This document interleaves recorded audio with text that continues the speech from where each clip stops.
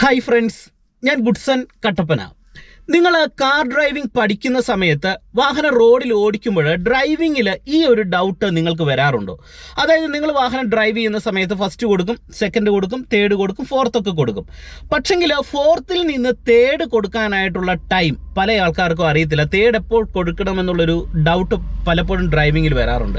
അതുപോലെ തന്നെ second gear കൊടുക്കുന്നതും കൃത്യമായിട്ടുള്ള ഒരു സംശയം വരും. കൊടുക്കാറായോ?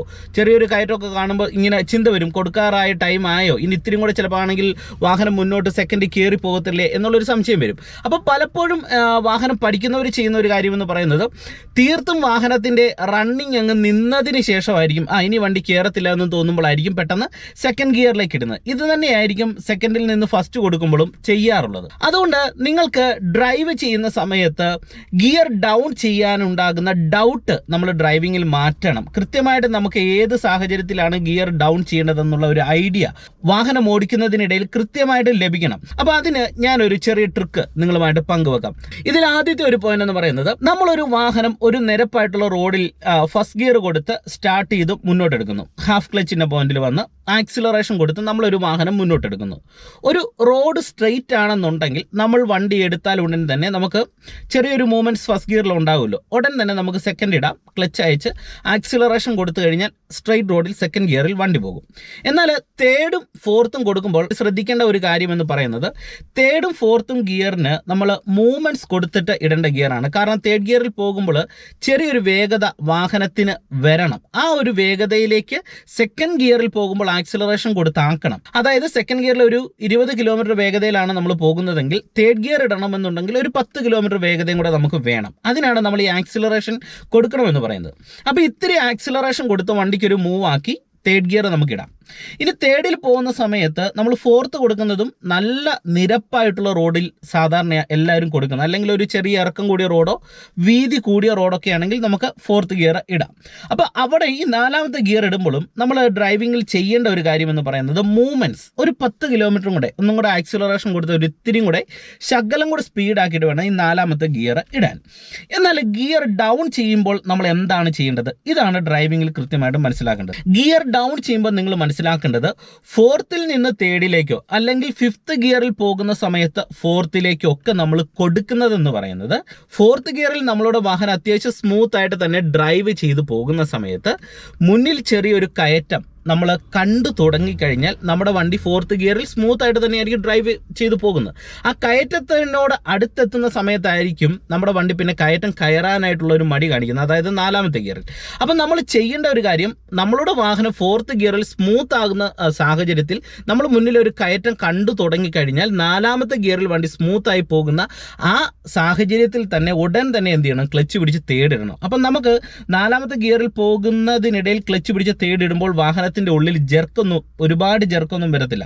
എന്നാൽ ഗിയർ ഡൗൺ ഷിഫ്റ്റ് ചെയ്യുന്ന സ്മൂത്ത് ആയിരിക്കും. എന്നിട്ട് ക്ലച്ച് അയച്ച് പിന്നെ ആക്സിലറേഷൻ കൊടുത്ത് നമ്മൾ കയറിപ്പോയി കഴിഞ്ഞാൽ ഒരിക്കലും നമ്മളുടെ വാഹനം ഓഫ് ആകാതെ നമുക്ക് താളത്തിൽ ഡ്രൈവ് ചെയ്യാനായിട്ട് കഴിയും. ഇവിടെ ഒരുപാട് പേരുടെ ഒരു പ്രശ്നം എന്ന് പറയുന്നത്, ഫോർത്തിൽ നിന്ന് തേർഡിലേക്ക് അല്ലെങ്കിൽ ഫിഫ്ത്തിൽ നിന്ന് ഫോർത്തിലേക്ക് കൊടുക്കുന്നത് എങ്ങനെയാണ്? പലപ്പോഴും വാഹനം ആ ഗിയറിൽ തീർത്തും കയറാനായിട്ടുള്ള സാഹചര്യങ്ങൾ പൂർണ്ണമായിട്ട് തീർന്നതിന് ശേഷമായിരിക്കും പെട്ടെന്ന് ഫിഫ്ത്തിൽ നിന്ന് ഫോർത്തിലേക്ക് അല്ലെങ്കിൽ ഫോർത്തിൽ നിന്ന് തേർഡിലേക്കോ ഇടുന്നത്. അങ്ങനെ വരുമ്പോൾ എന്ത് ചെയ്യും? വാഹനം ഓഫായി പോകും. കാരണം വാഹനം ഇനി മുന്നോട്ട് പോകാൻ അല്ലെങ്കിൽ മുന്നോട്ട് ആക്സിലറേഷൻ കൊടുത്ത് കയറാനായിട്ടുള്ള സാഹചര്യങ്ങൾ അല്ലെങ്കിൽ അതിനുള്ള പവർ കയറി പോകാനായിട്ടുള്ള സാധ്യത തീർന്നതിന് ശേഷമായിരിക്കും ഡൗൺ ചെയ്ത് കൊടുക്കുന്നത്. അപ്പം നമ്മളവിടെ ശ്രദ്ധിക്കേണ്ടത് എന്ത് ചെയ്യണം? ഫോർത്തിലോ ഫിഫ്ത്തിലോ ഒക്കെ പോകുമ്പോൾ ഒരു കയറ്റമോ അത്തരത്തിലുള്ള ഒരു സിറ്റുവേഷൻ കണ്ടു കഴിഞ്ഞാൽ നേരത്തെ ആ സ്മൂത്ത് ആയിട്ട് പോകുന്ന അവസ്ഥയിൽ തന്നെ എന്ത് ചെയ്യണം? ഗിയർ ഡൗൺ ചെയ്ത് തേർഡ് കൊടുക്കാനായിട്ട് ശ്രമിക്കണം. ഇനി നമ്മൾ തേർഡിൽ പോകുന്ന സമയത്ത് എങ്ങനെയാണ് ഗിയർ ഡൗൺ ചെയ്യേണ്ടത്? സെക്കൻഡിലേക്ക് ഇടേണ്ടത് എങ്ങനെയാണ്? ഇത് നിങ്ങൾ ഡ്രൈവിങ്ങിൽ മനസ്സിലാക്കണം.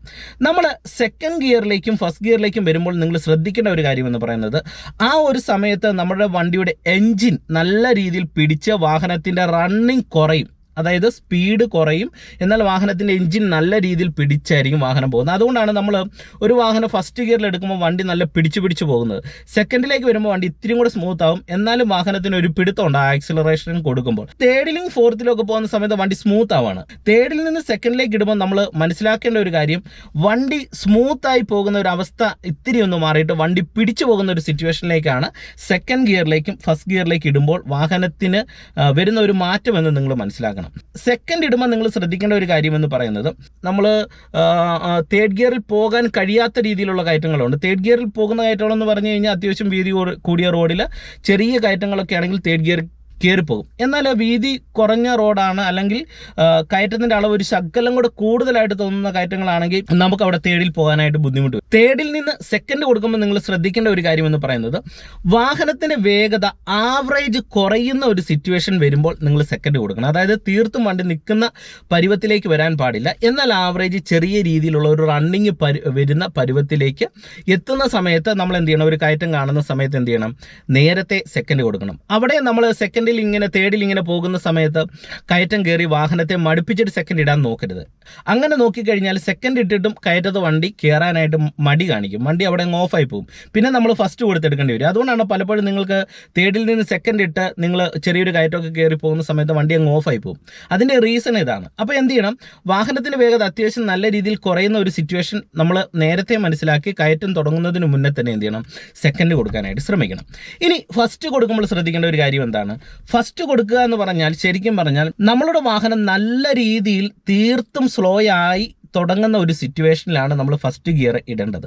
അപ്പോൾ അത്തരത്തിൽ നമ്മളുടെ വാഹനം നല്ല രീതിയിൽ സ്ലോ ആകുന്ന സാഹചര്യം വരുമ്പോൾ നിങ്ങൾക്ക് കൃത്യമായിട്ട് ഫസ്റ്റ് ഗിയർ കൊടുക്കാം. സാധാരണ നമുക്കത് വാഹനം ഓടിച്ചു പോകുന്നതിനിടയിൽ മുന്നിലൊരു ഗട്ടർ വന്നു, വലിയൊരു ഗട്ടറാണ്, നമ്മൾ വരുന്ന ഏത് ഗിയറാണ്, അപ്പോൾ നമ്മൾ സ്വാഭാവികമായിട്ട് ബ്രേക്ക് വരും, ക്ലച്ച് ചവിട്ടി വണ്ടി സ്ലോ ആയി എന്ന് തോന്നിക്കഴിഞ്ഞാൽ എന്ത് ചെയ്യണം, നിങ്ങൾക്ക് ഏത് ഗിയറിൽ നിന്നും ഡയറക്റ്റ് ഫസ്റ്റ് കൊടുക്കാം. കാരണം വണ്ടിയുടെ ടയറിൻ്റെ അനക്കം അവിടെ നിന്ന് കഴിയുന്ന പരുവത്തിന് നമുക്ക് ഫസ്റ്റ് കൊടുക്കാം. നമുക്ക് അതുപോലെ റണ്ണിങ്ങിൽ ഫസ്റ്റ് കൊടുക്കാൻ പറ്റും. അത് എവിടെയാണെന്ന് ചോദിച്ചു കഴിഞ്ഞാൽ, സെക്കൻഡിലൊക്കെ ഒരു കയറ്റം നമ്മളിങ്ങനെ കയറി പോകുന്നു, ഇനി കയറുന്നില്ല എന്നൊരു ബുദ്ധിമുട്ട്, നമ്മൾ ആക്സിലറേഷൻ കൊടുത്ത് പോകുമ്പോൾ വണ്ടി മുന്നോട്ട് പോകാനായിട്ട് നല്ല മടി കാണിക്കുന്ന സമയത്ത് എന്ത് ചെയ്യണം, പെട്ടെന്ന് ക്ലച്ച് പിടിച്ച് ഫസ്റ്റ് കൊടുക്കുക, ക്ലച്ച് നയിക്കുക. അപ്പോൾ നമ്മളുടെ വാഹനത്തിനുള്ളിൽ ഒരു തരത്തിലുള്ള ജെർക്കും വരത്തില്ല.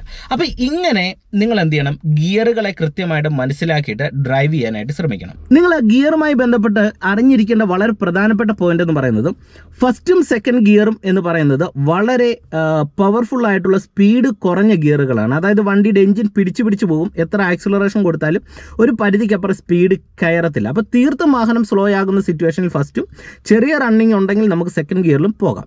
എന്നാൽ തേർഡും ഫോർത്തും ഫിഫ്ത്തും ഈ 3 ഗിയറുകളെ നിങ്ങൾ മനസ്സിലാക്കേണ്ടത്, ഈ ഗിയറിൽ പോകാനായിട്ടുള്ള വാഹനത്തിൻ്റെ വേഗത ആക്കിയതിന് ശേഷം മാത്രം ഇടേണ്ട ഗിയറുകളാണ് തേർഡ്, ഫോർത്ത്, ഫിഫ്ത്ത്.